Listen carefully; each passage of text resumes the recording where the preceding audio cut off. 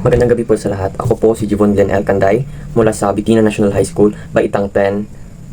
At ako po ang tagapanayam ni Attorney Fronda sa gawain ito. At ilalahad ko po sa inyo ang aking mga naalala na mga natutunan mula sa panayam. Una ay ang mga katingian na dapat taglayin to be an attorney. Una is ang pagiging book reader. Kailangan mo talaga magbasa ng law. Doesn't mean lawyer ka na, attorney ka na, tapos na yung knowledge mo. It doesn't end there.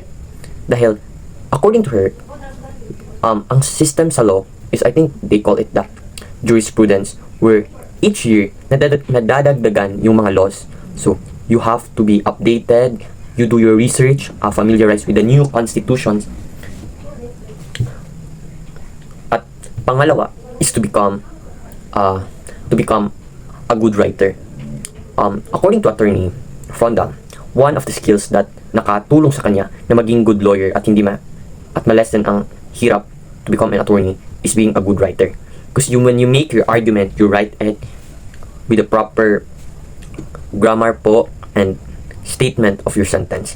Hindi ka mahihirapan i-debate it. Pangatlo is to become a good speaker. You should practice public speaking because magiging boses ka sa mga walang boses, di ba? Yun yung sinasabi nila. So you become the voice for the voiceless. At ang panghuli ay ang inspiration at motivation. Na-motivate ako sa story ni Attorney. Her family background, academic background, journey para maging lawyer. Na-motivate ako na mag-thrive harder, hindi mag-settle for less. According to Attorney, hindi siya naniniwala sa kasabihang, pwede na? This is good enough. No. Pwede na makakatulog ka adlaw. No. It's not about the money making. It's about the amount of people who requires her service, her help. It's about the amount of people na matabangan niya silang problems. I was really motivated especially to the farmers, kanang mga ilugon bitong mga yuta, sa rich, mga notorious people. Na-motivate kay kung naminaw nga. Organize kay sa pamati na makanuka. Salamat, Attorney. And silbi po daw as a payment, compensation for her parents' hard work. Sa iyang mga ancestors pa daw, sa iyang mga lula. Because,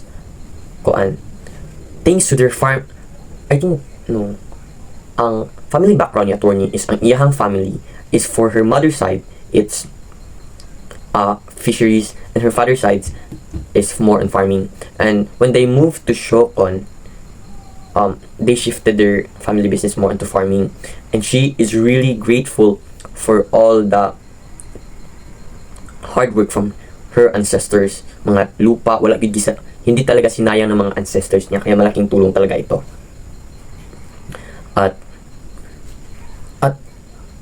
At idadagdag ko na rin, nagbigay din siya ng mga tips kung ano ang mga dapat prilo, ano yung mga consequences if ganito yung pipiliin ko over this.